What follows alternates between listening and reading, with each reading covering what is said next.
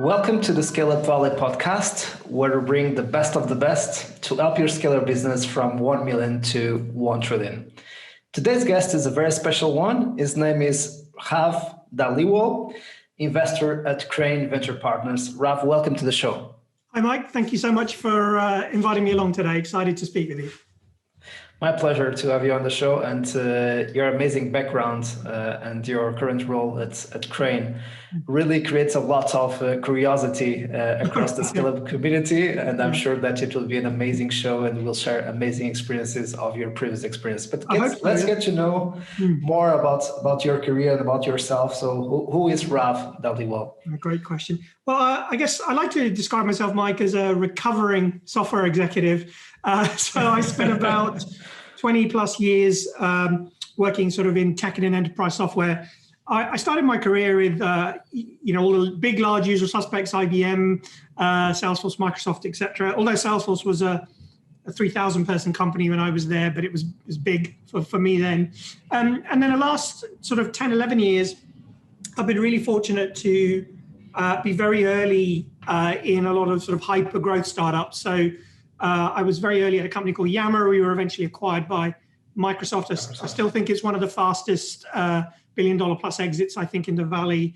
And then I was fortunate enough to be very early at Zendesk, and we went public. And then prior to my new life in venture capital, I was the first UK employee at Slack. So I helped get the business up and running, and I actually founded the global CS team. So one of the common patterns in all my work experience in software has been sales and success. So really focusing on how do we make customers successful so we can get repeat growth revenue from them. So that's just a little bit about me and my career.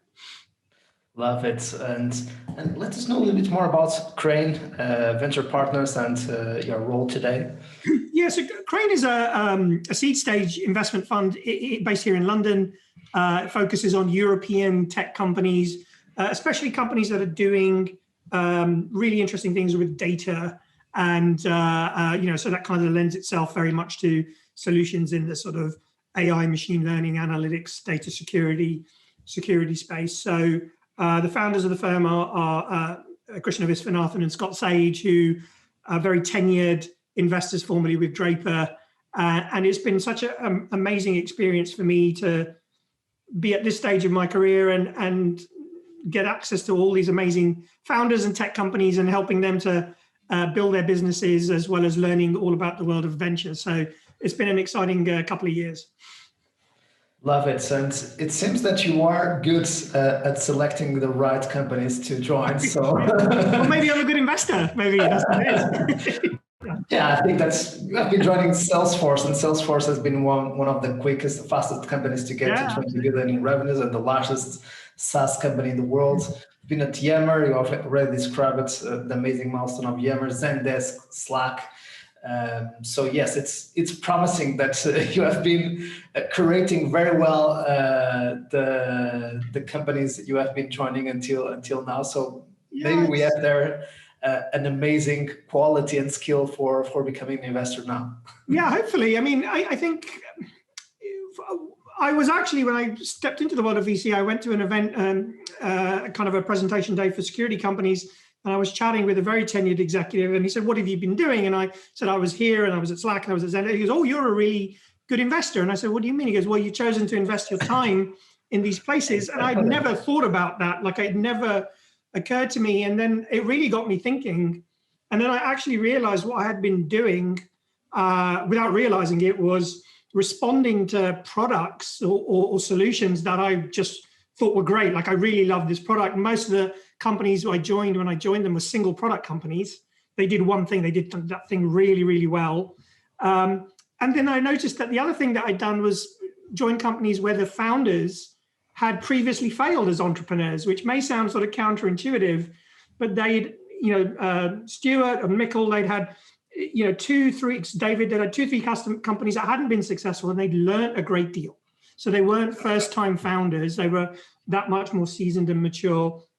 And then I also found that what I was also doing was to sort of say, well, what's the opportunity for me to develop? What skills do I want to grow? But also more importantly, what do I bring to the table? So what can I help with? And I didn't realize that's what I had been kind of doing in my mental model. The rest is all just networking, luck, and timing. So, and I'm sure the listeners of this podcast, maybe their investors don't tell them, but, there is an element of kind of meeting the market at the right time and a little bit of fortuitous luck in networking. So that's kind of it's been very, very interesting journey. And I think even that applies to Crane. I think it's a terrific fund, great, successful investors with a really good season track record, and just amazing talent there. So I feel very fortunate. That's awesome. So, as you know, we always cover 3 critical ingredients in the show, and you are more than invited to challenge them. Number 1, radical focus. Number 2, world-class leadership. And number 3, a culture of execution. And there is a very interesting article that maybe I just bring it to the table at the moment, that you have been circulating across your LinkedIn channels, that you have written yourself, of course, about the difference between builders and scalers. And it was kind of why I said, Rav, you need to come to the show. We have been trying to have you on the show for a long time. So now it's the time. You need to come to share with the community the amazing lessons that you share in the article, and of course to talk about all things scaling up and sharing your experience. So let us know a little bit more about the builders versus scalers kind of profile. Yeah, thanks for that, Mike. And I appreciate the kind words about the article. I think it actually touches on at least 2 of your 3 core areas, right? Which is world-class leadership culture and a culture of execution. But I think one of the common patterns I've seen personally, and also now I'm on the investment side of the fence, is that hiring for skills outside of their domain expertise is very challenging for founders. So, you may be a more commercially oriented founder or a more technical product oriented. There will come a time you're going to have to hire outside of your domain of expertise. So, the natural inclination there is to go and hire the most experienced person you can find in that domain. So in the article, I used the example of customer success, but this could just as easily apply to sales, especially sales or marketing or even engineering. And the idea, and that seems like a very sensible idea, because if you go and say, well, I'm going to find someone very tenured, very experienced, probably from a large company that understands this domain, and they're going to have a playbook, and then I can bring them in, and then I no longer have to worry about that part of the business because I got the most experienced person I can find. The problem there is, and I categorized it in the article, is those types of executives or people are scalers. So their skill set is taking something that's already reasonably well understood, and then there may be even a version 1 of it. There may be a version 1 of how you sell, there may be a version 1 of how you do customer success. And their skill set is to refine it and amplify and accelerate it, right? They very rarely, because of their tenure and the size and complexity of what they're managing, they're normally quite far removed from the day-to-day, the coalface. So if you bring them into a smaller startup that's scaling, it can be really challenging because they go, well, actually, I'm very attuned to scaling up off a certain playbook, and you don't have a playbook, but I don't know how to build one. So what I'll do is I will go and grab all my old people from my old team who know how to build one, right? And again, that might sound sensible, but the problem is that the team will come over and they will actually reinforce the bias to the previous company's playbook even more. And then you hit all these other problems. The culture starts to shift. Maybe some of your earlier tenured employees who may not have those years of experience, but have a lot of institutional knowledge about your startup, they decide to leave. And then you have these whole other problems. And so what I was advocating in the article is hire a builder at that stage, not necessarily a scaler. And what a builder is, I categorized it as someone who maybe their experience is measured in years, not decades. Maybe they're a manager or on the cusp of management, because you need people who know how to hire top talent and find the right talent. But they're not people who are running 100, 300, 400 person size organizations. and preferably people who have got some varied experience. So of startups at either the same stage or at slightly further stages than you are, because they tend to be very good at lateral thinking. So they'll come in and go, well, actually, we don't have a playbook, but I recognize some patterns here from my experience. So let's take a little bit of this, a little bit of that. And then let's build version 1 of our playbook. Let's build version 1 of our sales motion or our customer success motion. And for a founder, hiring a builder is a lot less risky because first of all, materially, they're cheaper, right, than trying to hire a very tenured executive who will probably need a signing bonus and will be leaving a lot of stock on the table, et cetera. The second, if they develop and accelerate, you've got probably your inbuilt scaler there. That person could go on and become VP or SVP, but you still reserve the right as the business scales to bring in a scaler at the right time to coach and develop that person and amplify what they've done. So the kind of thrust of the article was, think about hiring builders at this kind of acceleration phase you're at. And when you're comfortable that, we have a basic motion, it may not be perfect. Now's the time to go and find a scaler. Don't do it the other way around because, generally it doesn't end well. Now, having said that, there are scalers who are amazing builders. I've been fortunate enough to work for at least one of them in my career. But the problem is they're very rare and they're very expensive. Yeah. So, and so that was kind of the thrust of the article. And it's been interesting because it seems to have kind of touched a little bit of a nerve. And I've had, feedback from people like yourself who have said, wow, yeah, I have seen this problem a million times. It doesn't just apply to CS, founders should think about it for sales and for marketing, et cetera. So that's just kind of a little bit about the article. And I think, getting a little ahead of ourselves, but it really taps into, your point about world-class leadership. Yeah. There's a real difference between leadership and management. We can talk about that a bit later. But there's also this idea of what kind of leadership do I need? Do I need someone to build or someone to scale?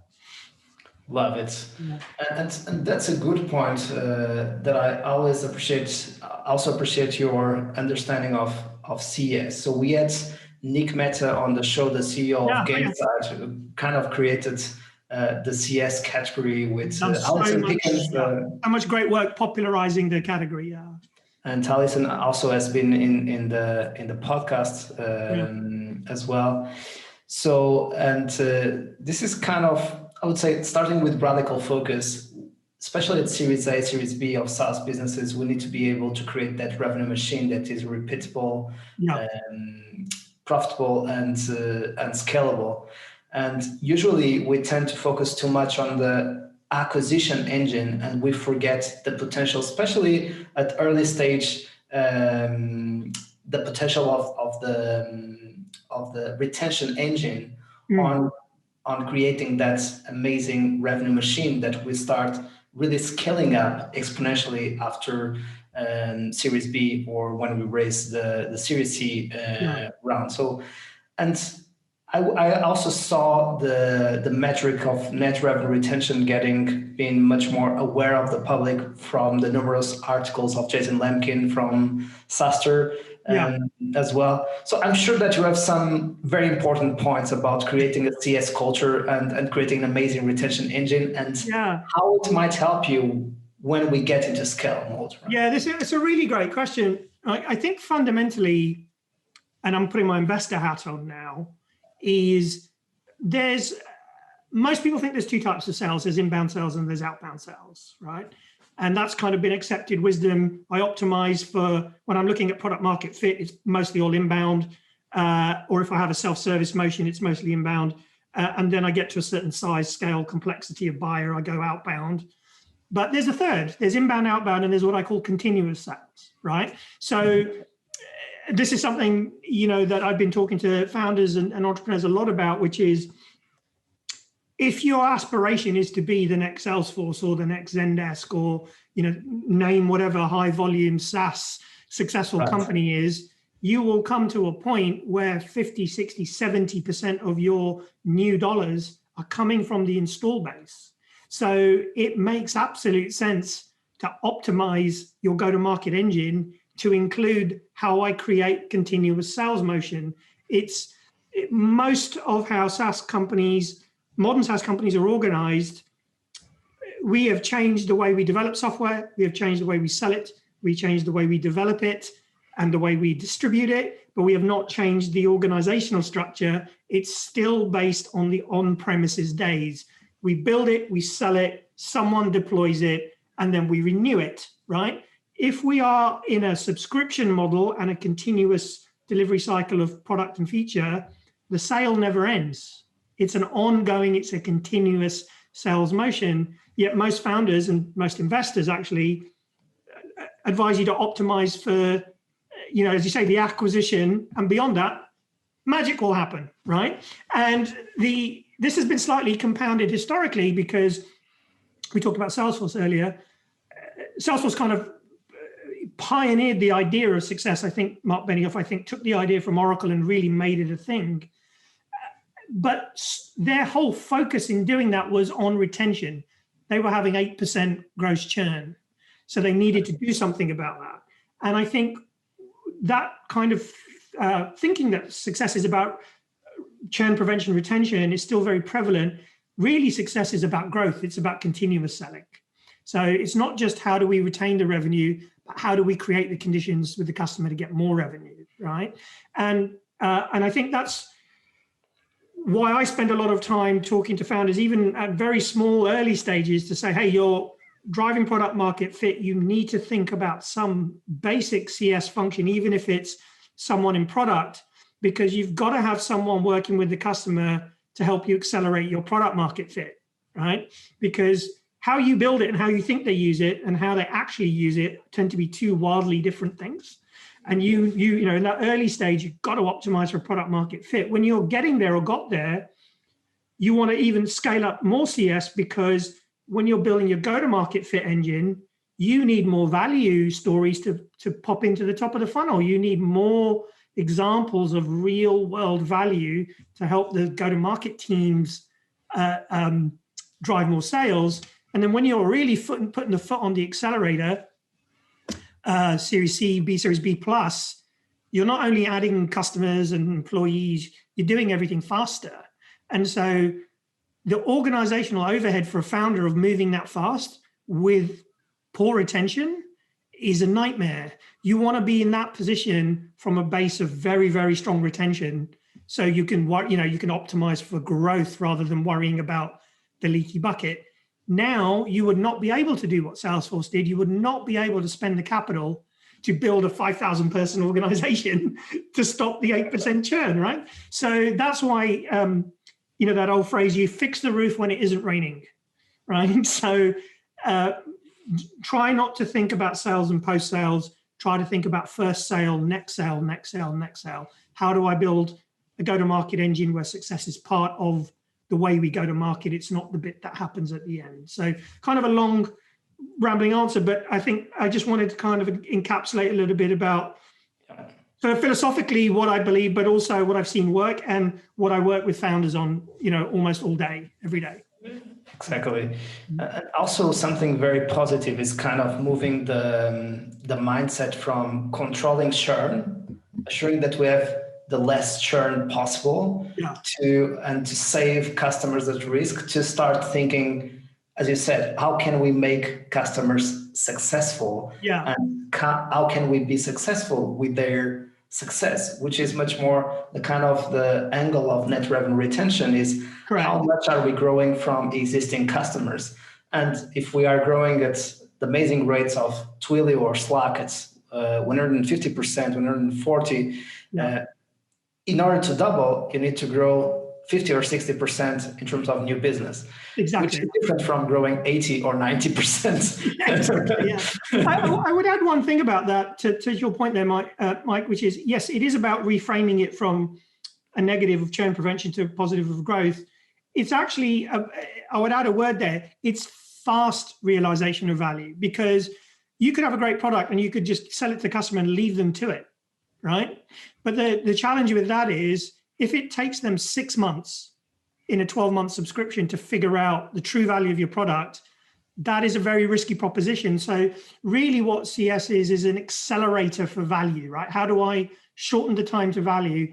Not only get them seeing value quickly, but get them using the product in the most sophisticated, most proficient way, because then we have the perfect conditions to retain the revenue and a very long window to come back and talk to them about doing more revenue with us, right? So it's this idea of accelerating the value and the proficiency quickly, so you're creating the conditions for the next sale. And this is why sales and CS alignment is so critical. Like it's so critical, because you want to lay the foundations for that fast time to value before the sales closed.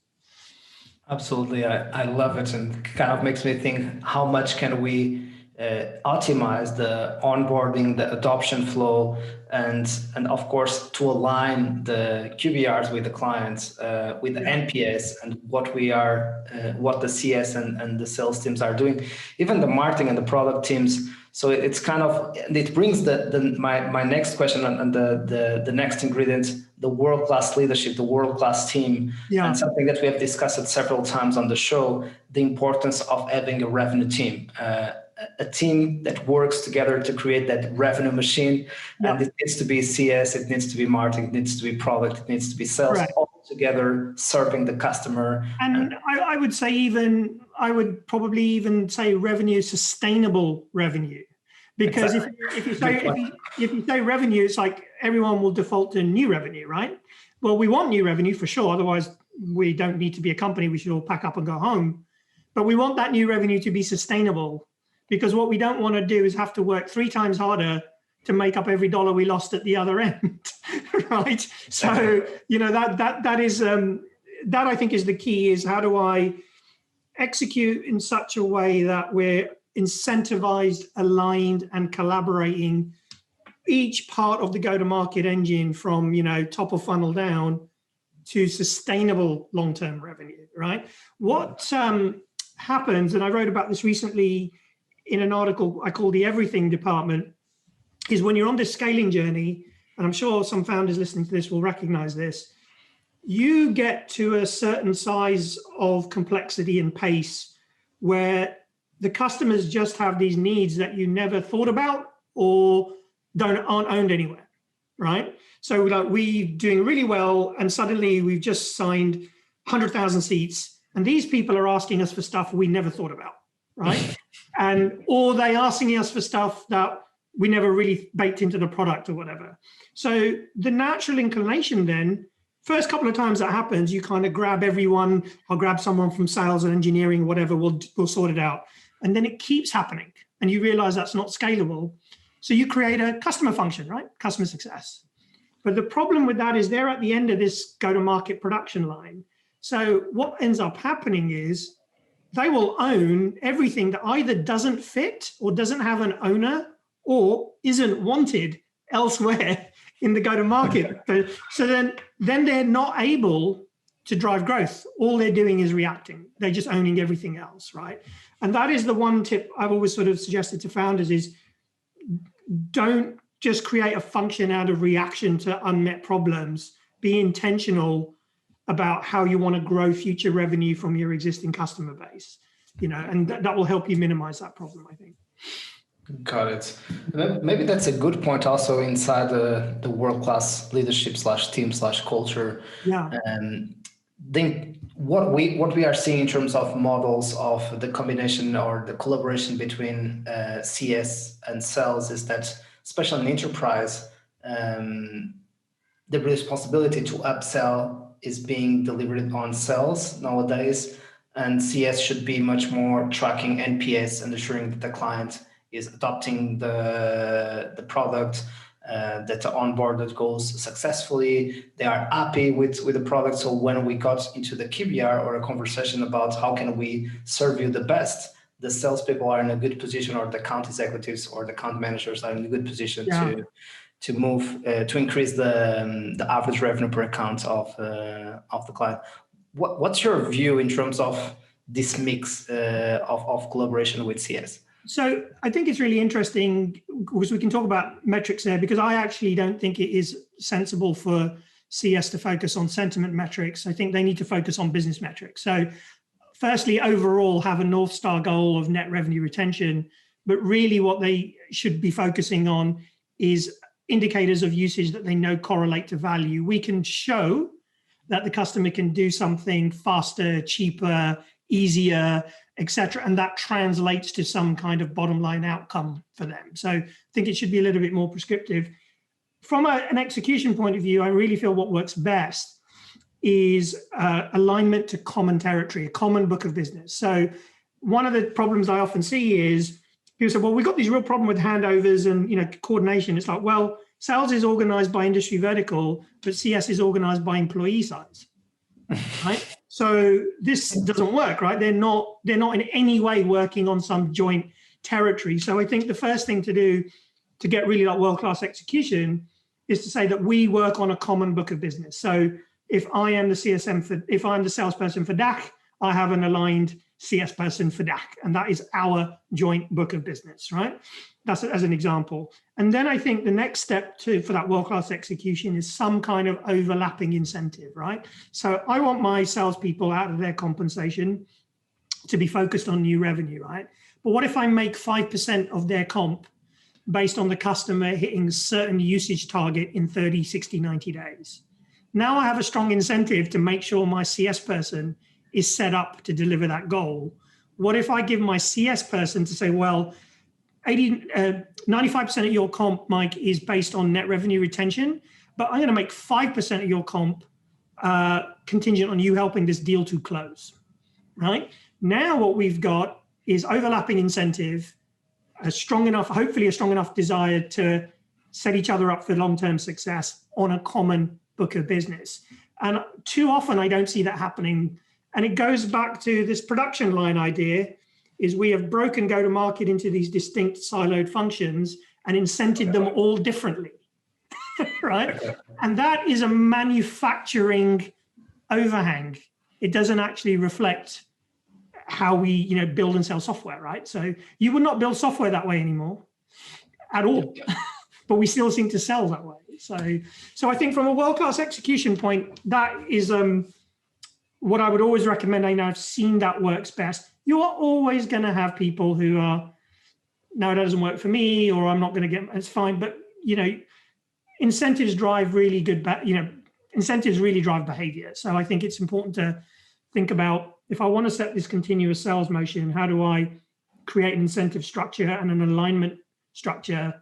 Sales and success don't even have to be in the same organization for that to work. They can be in completely different organizations. It's just that you are trying to try to drive to that continuous sales motion by doing that.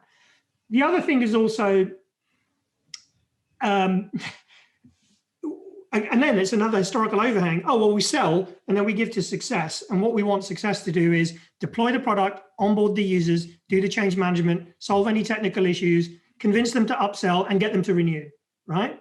And it's like, wow, I don't know any one person that has all of that skill, right? So I think the other execution excellence to think about is selling as a team sport. You should think about account teams.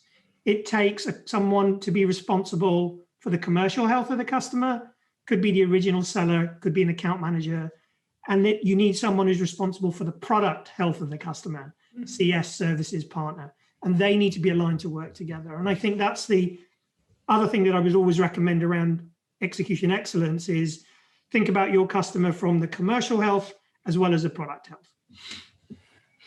Love it. Very good point.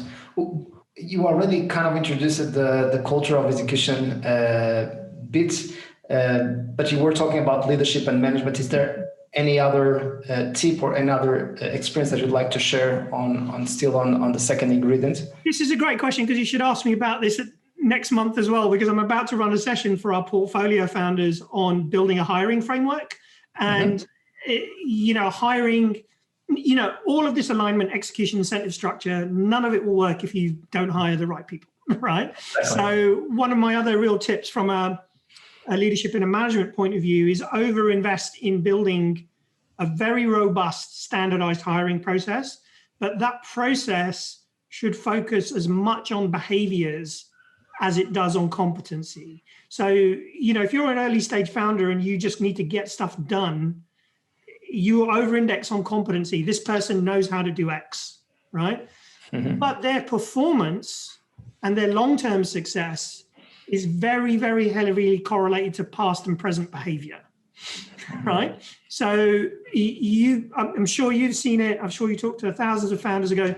That person was great, but they left a trail of destruction behind them. They delivered on their number, but the management debt that we had was enormous, right? So I think the other thing I would say is make sure you hire a builder when you need one and a scaler when you need one and get that timing right. But make sure that you have a framework in place for consistently hiring A players based on the behavioral traits that will make them successful. So, you know, if you're hiring salespeople, key behavioral trait, integrity. That just goes without saying, right? But you should test for that, right? You know, test for that in the process, right? Ask behavioral questions to get a sense of, do you have good integrity? If you're in sales, you need a lot of grit and determination. You're going to get turned down. People are going to slam the door in your face. Do you want someone who's going to fold and go, oh, I can't deal with it? Or do you want someone who's going to pick themselves up even when they've lost the deal and keep going, right? These are kinds of the behavioral traits that you want to be baking into your framework for hiring.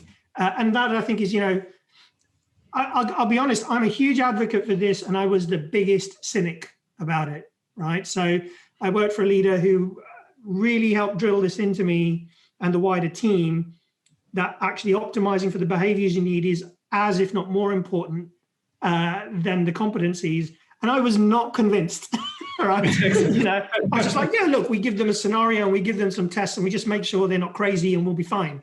And I realized, no, he was absolutely right. You know, you got to have a framework that really leans into behavior as much as ability. And that is the way to build a consistent, high-performing team, I think. Love it. And in terms of the culture of execution, you already shared some insights there. We always discuss the importance of having that operating system and those sets of rituals that allow all the teams to be aligned on the same page, the weeklies, the monthlies, the quarterlies, the all ends, etc. Is there anything or any experience that you'd like to share with the community there? Yeah. One thing that I've noticed now from working closely with founders and being in companies that have grown very quickly is that actually, as a leader, what you're trying to do every day actually is absorb, adapt, and manage a constant amount of change, right? That's really what you're trying to do, right? However, change management skill is something that is not widely pushed. You know, founders are not widely pushed into building that muscle by coaches or mentors. And what I can actually say is, to build that culture, understand how to do good change management, right? Get immersed in, I spent a lot of my own personal time getting change management certifications because I realized this is actually what I'm doing. I'm trying to manage constant amount of change. Change is very unsettling for people, and it can throw them off their game, throw them off execution. It can take the business off in whole different directions. Helps you actually understand your customers better. Your customers are experiencing change constantly. So I think outside of all those great cultural things of, you know, always default to open communication, over communicate rather than under, it's better, but just try and get some skill around that change piece, because change management is actually all about behavior change. You know, project management's about tasks, change management is about behaviors. And so if you can get more comfortable about understanding different change models, understanding how people might be feeling through a change, how you may need to adjust how you communicate or collaborate, that will stand you and the culture, I think, in very, very good stead. I'll give you a practical example. I was in my first leadership team. There were 3 of us who ran the business. We met for 1 hour every Monday in one of the meeting rooms. And we did not realize that this petrified the rest of the guys, because they were like, what are they doing in there? What are they talking about? What are these plans? And we realized, you know what? We haven't managed this change. We have not communicated to the team that actually this is an incredibly boring meeting where we do lots of boring things. And so we decided to make it open door. We said, anyone can come to the meeting. There is nothing to hide here. And as soon as we did that, nobody came because they were like, well, how interesting can this be if they've made it open door? But you see what I mean? We didn't factor in that this represented a change for the team. There's 3 new leaders in the business and they're meeting every week, right? So, just a small example. Got it. That's pretty amazing way. And I really love this kind of distinction between change management that is much more around behaviors and project management about tasks. I think it's a good reflection for everyone that is hearing us, and especially in scale-ups, we are always in crisis mode and doing very important transitions almost every single quarter, every 13 weeks. So it's a lot of change for the majority of the teams that people involved. So it's I think it was Dwight Eisenhower who said, plans are useless, but planning is invaluable. Right? Exactly. So in a startup, having a plan is going to get invalidated within like a week, right? Exactly. Planning, the process of planning, it's really incredibly valuable.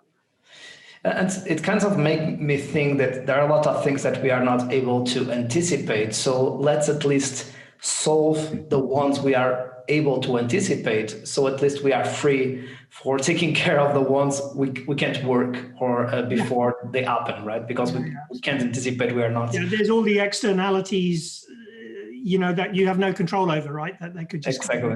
COVID being the classic example, right? It's an externality. I'm sure nobody factored that in, right? So it would be good that the machine was very well in place, so you are able to get as much time as possible to deal with the transition to the new environment. And this is actually both the pleasure and the pain of working in a fast-growing startup. It's not static. It's constantly evolving. There's a new challenge every day.